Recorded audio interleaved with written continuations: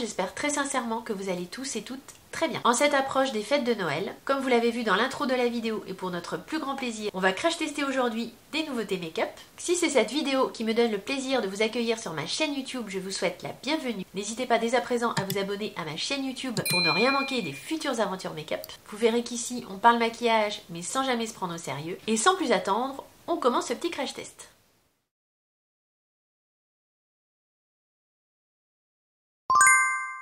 L'astuce numéro 1 que nous donne Gabi dans la loge de Gabriel, c'est de faire ses yeux avant le teint. C'est quelque chose que je fais moi aussi de temps en temps. Mais c'est vrai que dans cette vidéo, j'avais envie de le faire pour pouvoir faire ensuite vraiment bien net ici, comme elle explique. Si j'ai débordé un petit peu avec mon fard à paupières, comme ça, je viendrai essuyer éventuellement avec une lingette avant de faire mon teint. J'ai mis mes petits scotch de chez Action. Je vais venir maintenant mettre cette base à paupières de chez Hourglass qui est la base Veil. C'est une base transparente qui agrippe bien les fards à paupières. Non, je vais en mettre que sur ma paupière mobile. Et pour faire les yeux, on va maintenant venir prendre la palette de Martin Cosmetics, donc c'était la triple X. C'est son avant-dernière palette, elle a sorti une palette depuis sur le thème de Noël. La triple X, elle, si vous ne vous en souvenez plus, se présente comme ceci. Je vous avais fait des swatchs lors d'un haul, je vous le repince ici si vous voulez aller voir les swatchs de la palette. Je vous remonte quand même le packaging secondaire parce que c'est vrai que c'est quand même assez particulier. Donc ça s'ouvre comme ceci. Et vous avez la palette à l'intérieur. Généralement, je garde pas les packaging secondaires sur les palettes, mais là je trouve que ça fait quand même un petit peu collector. Donc je pense que je vais garder le packaging tout le temps avec la palette, bien que ce soit quand même un peu encombrant. La palette en elle-même ressemble à ceci et je vous remontre l'intérieur rapidement. Qu'est-ce qu'on va faire de beau? Il y a pas mal de tons verts dans cette palette, mais comme mon dernier maquillage avec la palette Dark Fantasy de Beauty Bay c'était déjà dans les tons verts, j'ai envie quand même de partir sur autre chose. Il n'y a pas de beige clair dans la palette, donc je vais venir poudrer mes paupières avec la poudre libre de Laura Mercier qui est plus ou moins dans ma rotation make-up. Pour le creux de paupière, il n'y a pas 36 000 choix dans la palette. Je vais prendre ce fard gris souris ici qui s'appelle Maman. Les fards sont assez poudreux. Enfin, celui-ci en tout cas. Je vais venir intensifier le coin externe avec le fard Crow. Alors Crow, je sais pas, est-ce que c'est une référence à Alien ou quelque chose comme ça? Je ne sais pas. Je reprends le même pinceau un peu fluffy que je suis venue au préalable essuyer dans mon éponge Sephora. Là, je vais rester en coin externe. Je repars un peu ici de mon scotch et je viens descendre en fait comme ceci. J'ai des petites paupières hein, comme vous le savez, donc voilà, je peux pas faire vraiment tout ce que je voudrais. Deuxième astuce que l'on va tester, c'est d'appliquer les fards lumineux avec un petit embout mousse pour leur donner plus d'intensité et pour ne pas passer par l'application au doigt. Je vais prendre tout simplement un petit embout mousse comme ça, double embout. Ça c'est le genre d'embout mousse qu'on retrouve maintenant dans les palettes un petit peu petit prix. Au lieu de les jeter maintenant on les garde. C'est vrai que ça peut servir à appliquer les fards lumineux plus précisément mais sans utiliser ses doigts. Je vais partir sur cette teinte là, je vais prendre la teinte Dynamite. On viendra rééclaircir après si c'est trop dark. Je ne l'ai pas encore testé la palette, donc je vais prélever le fard avec le petit embout mousse. Et bah, on va essayer de l'appliquer sur la paupière. Pas un lumineux hein. Je pense qu'il va falloir que je rééclaircisse quand même un petit peu par-dessus. Mais c'est pas grave. On va commencer comme ça. Alors c'est vrai que ça s'applique assez facilement avec l'embout mousse. Maintenant, est-ce que c'est plus intense qu'au doigt? Je vais essayer l'autre côté avec le doigt pour voir si ça fait une différence d'intensité. On va continuer avec la petite mousse du coup. Cette couleur dynamique là, elle est pas très lumineuse mais elle est très jolie. C'est un espèce un peu de duochrome avec du gris et du prune. On pourrait laisser comme ça mais je trouve que c'est quand même un peu sombre. Je voulais pas faire un maquillage aussi dark. Je vais rajouter quand même une couleur un petit peu plus claire en coin interne. Donc je vais rajouter un petit peu de Hudson et je pense qu'en allant vraiment plus vers le coin interne, je vais rajouter ici la couleur Joanne. On va continuer avec l'embout mousse parce que ça a l'air d'assez bien fonctionner. Enfin, alors là, si je rajoute le gris, ça change rien du tout. Là, je suis en train de rajouter Hudson, qui est donc un gris métallisé. Je vais le mettre ici au milieu, mais bon, ça rajoute pas tellement de lumière. C'est joli, mais ça reste quand même assez dark. Donc on va passer sur Joanne.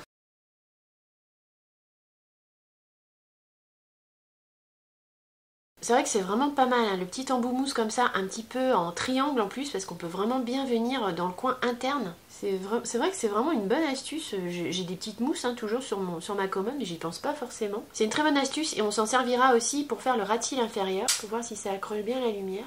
Je crois que là, c'est pas trop mal. Voilà où on en est pour les yeux. Je viendrai faire le ras de cils inférieur une fois que j'aurai fait mon teint. On va enlever les petits scotch. Je vais aller nettoyer tout ça et mettre ma crème hydratante. Pour la base de teint, je vais reprendre le Priming Serum de Lancôme. On l'a déjà testé une première fois, on va refaire un test. De toute façon, j'ai pas tellement d'autres bases en dehors de celle-ci à tester. Si vous n'avez pas vu ma précédente vidéo, je vous remontre comment ça se présente. Donc c'est une base de maquillage sublimatrice, lissante et hydratante qui contient de l'acide hyaluronique et de la niacinamide. La niacinamide a un effet...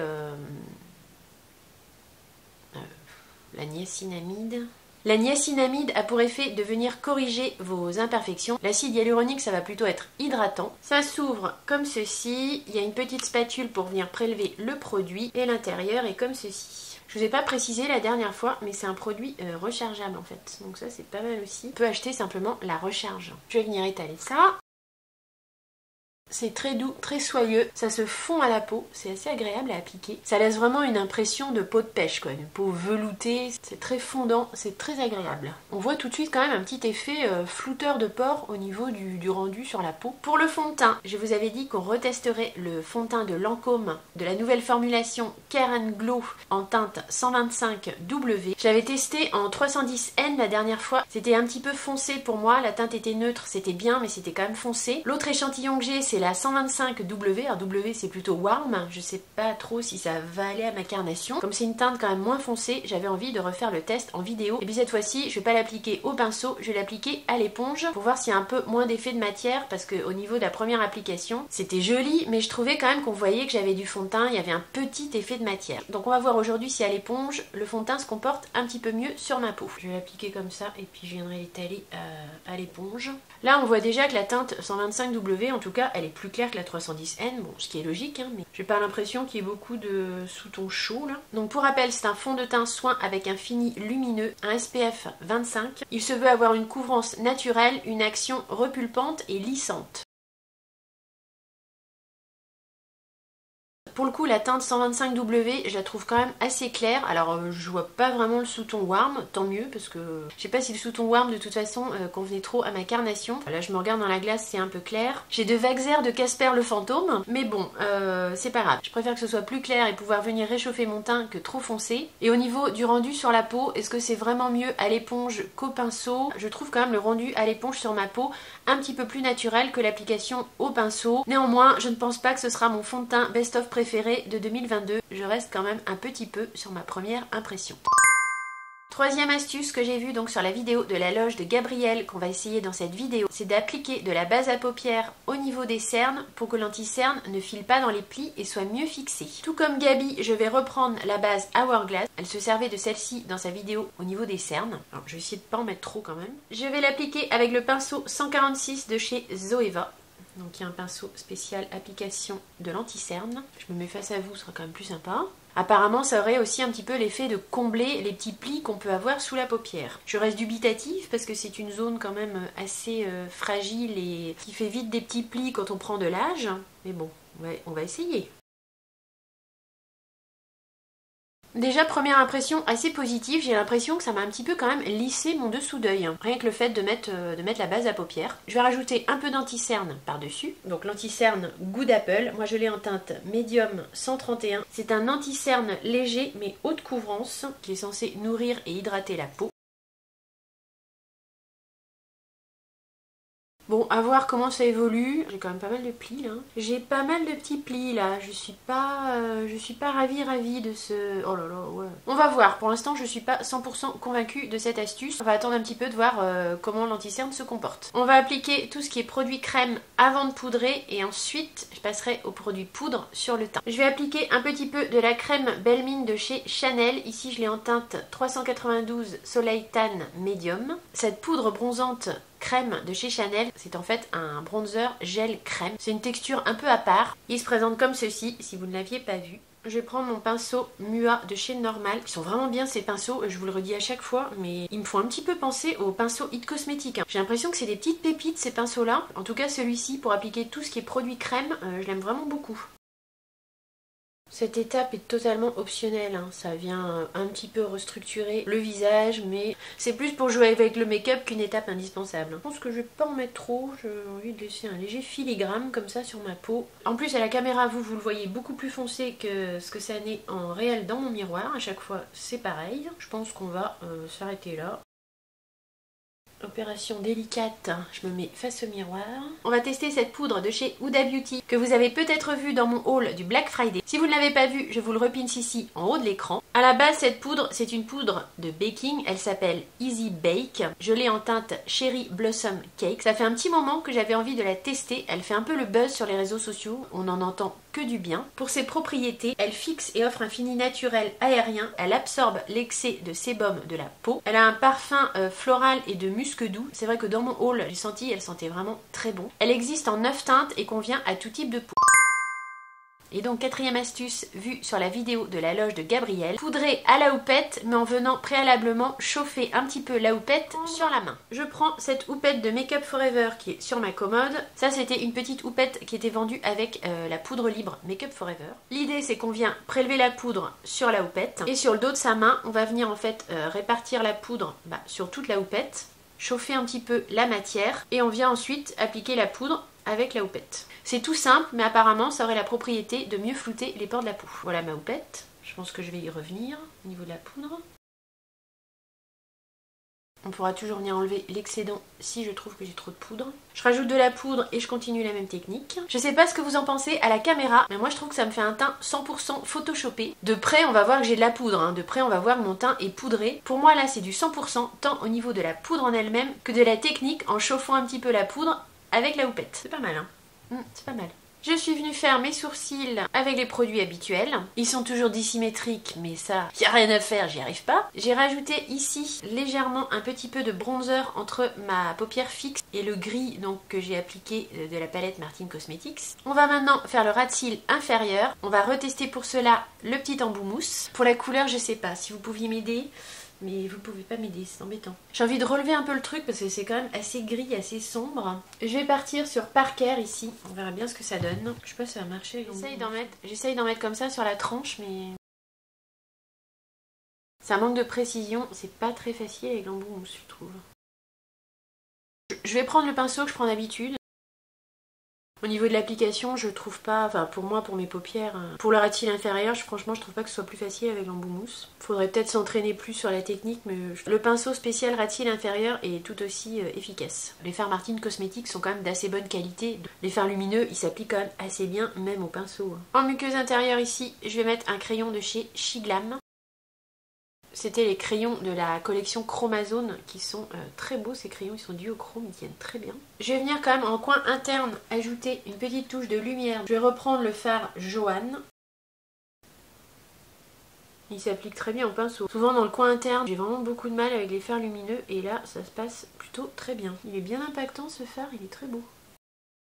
Avant de mettre le mascara et le rouge à lèvres, on va donc tester cette petite beauté qui a la palette de teint Hourglass, la palette Tiger, que vous avez vu également dans mon haul du Black Friday. Elle se présente comme ceci. À l'intérieur, il y a 6 fards de 1,4 g. Je crois que dans mon haul, j'ai oublié de vous le préciser, mais chaque fard fait 1,4 g. C'est pas énorme pour des poudres de teint. Je pense que de toute façon, vu tout ce que j'ai en make-up avant d'arriver au bout du pan, c'est pas vraiment un problème. À l'intérieur, il y a 3 poudres illuminatrices, 2 blushs et un bronzer. Je vais remettre un peu de bronzer.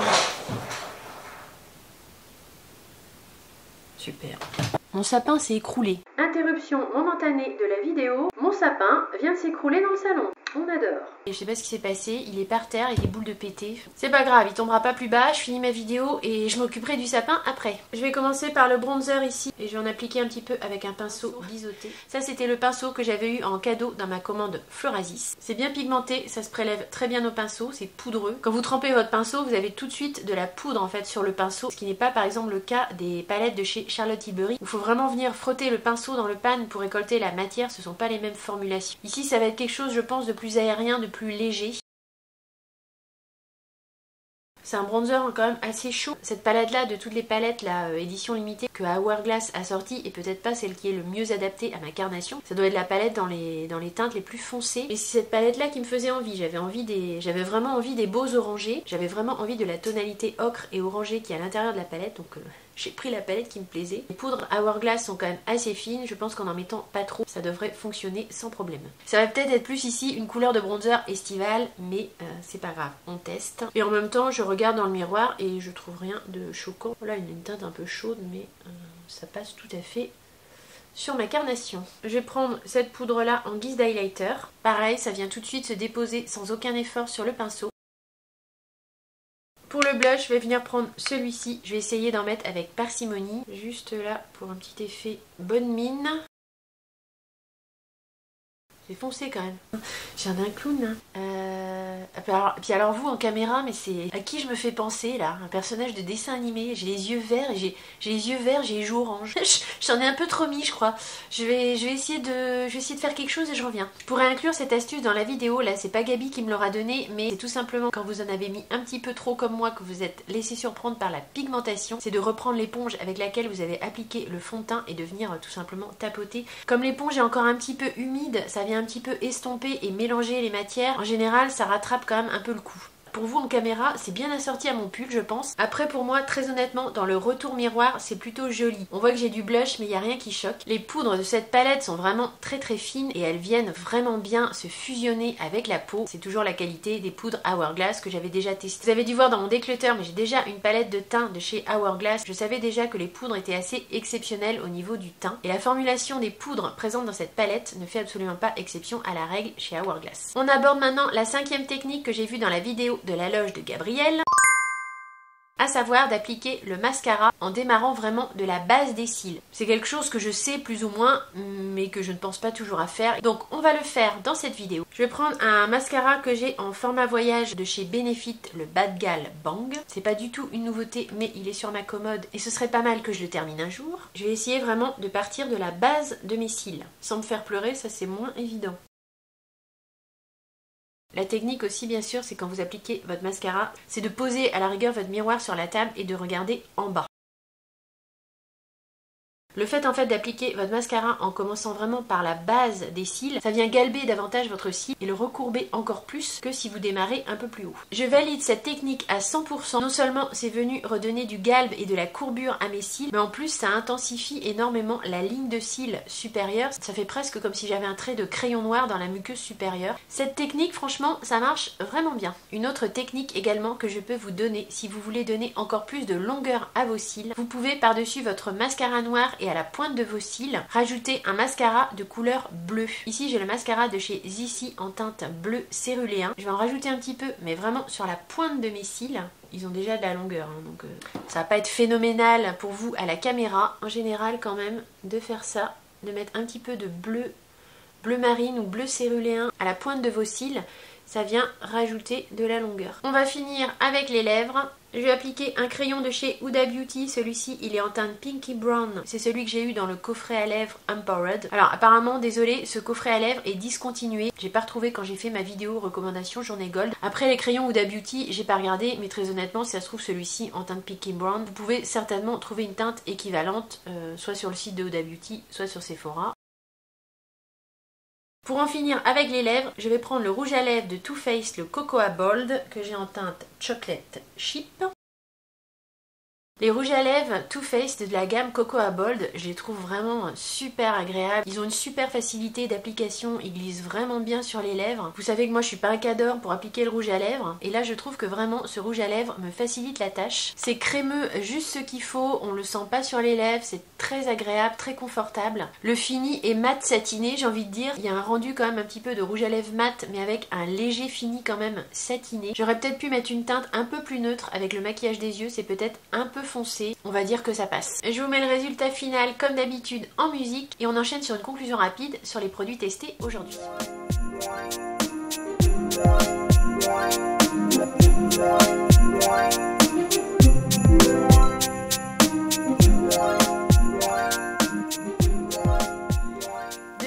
Pour moi, pour le priming sérum de chez Lancôme, je l'aime toujours autant, il fait une peau toute douce et veloutée et aide au glisser et à l'application du fond de teint. Le fond de teint Idol Ultra Wear de chez Lancôme en formulation Care and Glow que j'ai testé à l'éponge cette fois-ci en teinte 125W. Ce ne sera pas mon fond de teint best-of de l'année 2022, mais néanmoins je préfère quand même l'application à l'éponge. Je trouve que j'ai eu moins d'effet de matière avec cette application. Je trouve le rendu final, une fois poudré avec la technique de la houppette et de la poudre qu'on chauffe un petit peu avant l'application, assez naturel et assez joli. Je trouve qu'au final, j'ai quand même un teint assez lumineux. Donc deuxième test pour ce fond de teint, plus concluant que le premier.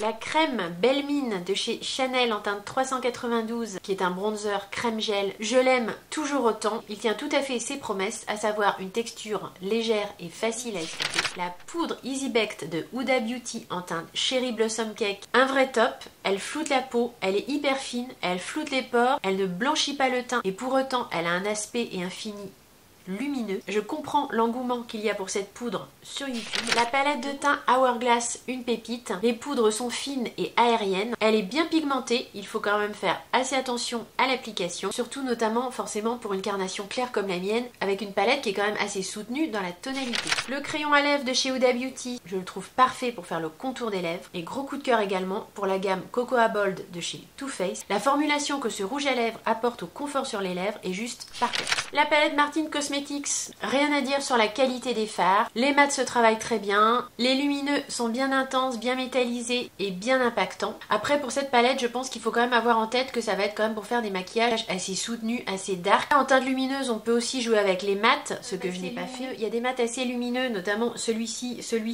Mais après, en termes de fard vraiment lumineux pour un make-up de jour, il y a guère que ce fard-là, je trouve, dans la palette. Celui-ci, certes, c'est un beau gris métallisé. Il est quand même assez foncé. Avec cette palette, on va quand même faire plus facilement des maquillages dark ou des maquillages plus soutenus, des maquillages peut-être plus de soirée. C'est une jolie palette. Après, est-ce qu'elle sort vraiment du lot par rapport à d'autres palettes? Maintenant, il y a tellement de sorties, tellement de nouveautés, tellement de palettes exceptionnelles. C'est difficile, je pense, de se démarquer. Ce type de duochrome là, vert marronné, on va maintenant le retrouver un peu partout et dans plein de palettes. Cette couleur là, elle est assez originale, mais elle est quand même assez dark, hein. Vous avez vu, je l'ai appliquée en paupières mobiles. Ça dégageait pas beaucoup de lumière. Si je rajoutais pas un fard lumineux par-dessus, je trouvais que c'était quand même un petit peu sombre. Je suis contente de l'avoir acheté, j'aime beaucoup l'univers de Martin Cosmetics, mais je ne pense pas la mettre en tout cas dans mon top 3 des meilleures palettes par exemple de l'année 2022. Je reviens également sur les 5 astuces make-up que l'on a testées dans cette vidéo. Faire ses yeux avant de faire son teint, c'est vrai que ça a quand même beaucoup d'avantages. Vous pouvez coller des petits scotch facilement, vous pouvez venir nettoyer si vous trouvez que vous avez débordé. Là je trouve que j'ai quand même quelque chose de plus net au niveau de mes fards à paupières, au niveau de mon regard, que si j'avais fait mon teint avant mes yeux. Après, on aime ou on n'aime pas, c'est question de goût. On peut aussi préférer que ce soit plus fondu. Moi j'aime bien les deux. J'aime bien quand c'est assez net comme ça en travaillant le regard avec des scotch, mais j'aime bien aussi quand c'est plus fondu. Au quotidien, moi en général, je fais toujours mon teint en premier, peut-être parce que j'ai peur de pas avoir le temps de tout faire, donc je commence toujours par le teint, parce que pour moi c'est quand même important dans le maquillage, mais je trouve néanmoins que ça a beaucoup d'avantages de commencer par les yeux. Deuxième astuce, c'est appliquer de la base à paupières avant de mettre l'anti-cerne pour venir combler un petit peu les petites ridules du dessous des yeux et que l'anti-cerne tienne mieux en place. Sur moi, je pense pas que ça marche. J'ai autant de plis ici que d'habitude, j'ai même l'impression que j'en ai plus en fait. Bon après, j'ai poudré tout ça, donc forcément, c'est normal que ça marque mes petits plis, y a pas de miracle. Pour cette astuce-là, pour moi en tout cas, je suis pas sûre que ça fonctionne. Troisième astuce, appliquer les fards lumineux pour avoir plus d'impact avec des petits embouts mousse au lieu de les appliquer au doigt. Là oui, ça fonctionne. C'est une astuce que je connaissais déjà. Par contre, pour le ras de cils inférieur, je trouve que ce n'est pas facile. Pour moi, les embouts mousse, ils sont pas assez précis pour faire le ras de cils inférieur. Quatrième astuce, prélever la poudre à la houppette et venir répartir la poudre et la chauffer sur le dos de la main avant de l'appliquer sur le visage. Ça oui, là franchement, 100%, je trouve que ça marche très bien et que ça fait un teint photoshopé. Et cinquième astuce, appliquer le mascara en commençant vraiment bien à la racine des cils. Je valide aussi à 100%. Je trouve que ça vient vraiment redonner du galbe et de la courbure aux cils. Et avec cette technique, on a vraiment l'impression que j'ai appliqué un crayon noir en muqueuse supérieure, alors que c'est pas du tout le cas. Je trouve que ça a vraiment super bien intensifié ma ligne de cils supérieure. Voilà ce qui vient conclure ma vidéo et mon crash test. Je vais aller ramasser mon sapin qui est étalé dans le salon. J'espère en tout cas que la vidéo vous aura plu, qu'elle aura pu vous être utile. J'espère que vous aurez passé un bon petit moment en ma compagnie. Si tel est le cas, n'oubliez pas comme à chaque fois le petit like, le petit thumbs up qui soutient et qui fait plaisir. J'ai eu beaucoup de plaisir comme à chaque fois à filmer ce crash test pour vous. J'ai très hâte de vous retrouver dans la prochaine vidéo. N'oubliez pas bien sûr, si ce n'est pas déjà fait, de vous abonner à ma chaîne YouTube pour ne rien manquer des futurs thèmes de vidéos make-up. Je poste en général une vidéo le dimanche matin à 9 h ainsi que le mercredi à 9 h également si mon emploi du temps me le permet. Il ne me reste plus qu'à vous faire de gros bisous. Portez-vous bien. À très vite. Bye.